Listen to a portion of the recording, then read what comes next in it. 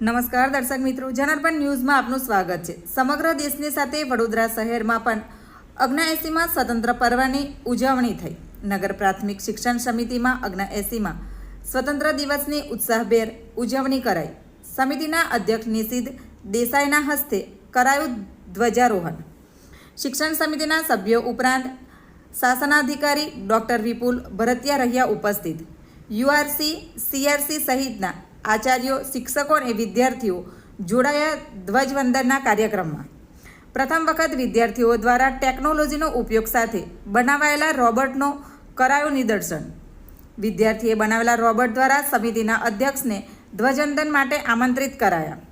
આગામી વર્ષોમાં પણ બાળકો વધુ ટેકનોલોજીનો ઉપયોગ કરશે તેવી આશા વ્યક્ત કરતા સમિતિના અધ્યક્ષ। Bureau report, જનાર્પણ news. આવા જ નવા સમાચાર જોવા માટે જોડાઈને રહો જનાર્પણ ન્યૂઝ સાથે।